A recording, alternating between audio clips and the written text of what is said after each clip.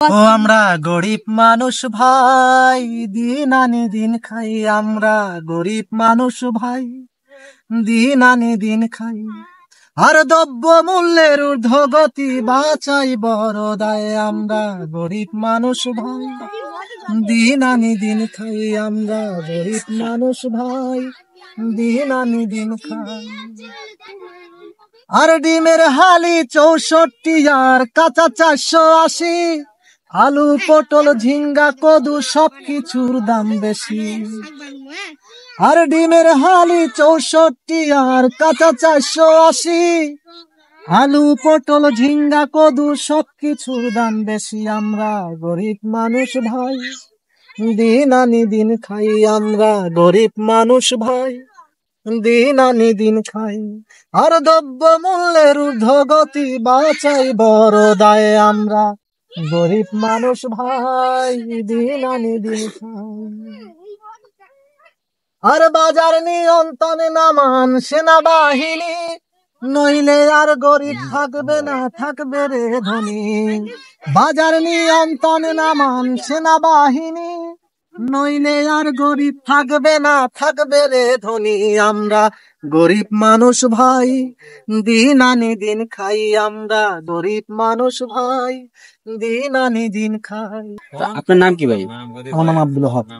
ওহাব, সেই বিখ্যাত ভাইরাল ওহাব যে পথে প্রান্তরে রিক্সায় যে কোনো জায়গায় বসে সে গান গায়, সেই ওহাব তো আপনি? হ্যাঁ, সেই ওহাব। আচ্ছা, আপনি বিয়ে করছেন? হ্যাঁ, বিয়ে করছি। ওই যে আপনি যে বিয়ে করছেন, আপনার বউ কি আপনাকে ভালোবাসেন? হ্যাঁ, ভালো আমাকে বাসে, কিন্তু আমার বাবা মাকে তার ভালো লাগে না। কি বলেন? আপনার মাকে তাহলে এটা নিয়েও তো মনে হয় গান আছে, যেহেতু আপনার সবকিছু নিয়ে গান হয়। এইটা একটা গান শোনান তো। আমার বাবা মা লাগে না ভালো, ভাই বোন গলার কাটা। আর কান্দা কান্দা কইয়া আমার ধোলাই করে মাথা। আমার বাবা মা লাগে না ভালো, ভাই বোন গলার কাটা। আর কান্দা কান্দা কইয়া আমার ধোলাই করে মাথা। আর চোখেতে তার নাই পানি, তবু বিশ্বাস করি আমি। আর চোখেতে তার নাই পানি, তবু বিশ্বাস করি আমি। বাবা মার ঠিকানা এখন বৃদ্ধাশ্রম। আসলে বাবা মার স্থান এখন বৃদ্ধাশ্রম, চালিয়ে যান।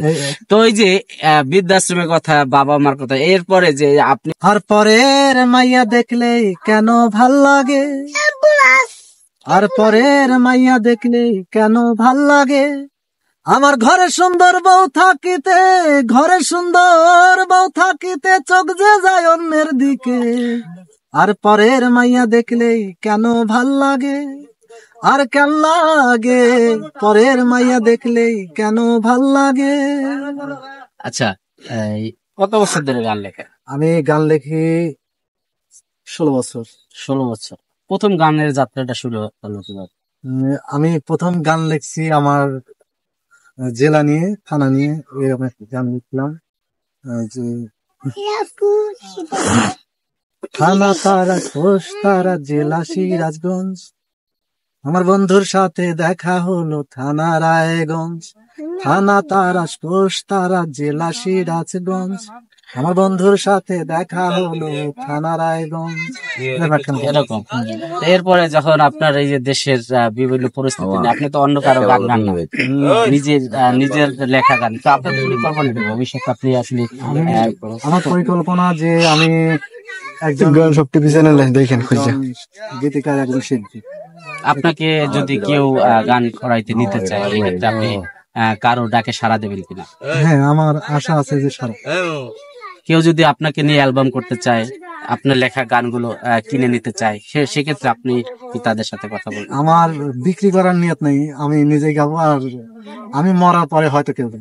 তিনি হচ্ছেন সেই আব্দুল ওহাব ভাই। তার কাছে চলে আসলাম, তার বিষয় সম্পর্কে, তার জীবন সম্পর্কে আপনাদেরকে জানালাম। তো এই ওহাব ভাই সম্পর্কে আপনাদের মতামত আপনারা জানাবেন, এবং আপনাদেরকে অনুরোধ করবো এই ভিডিওটি শেয়ার করে দেবেন। সবাই ভালো থাকবেন। আসসালামু আলাইকুম।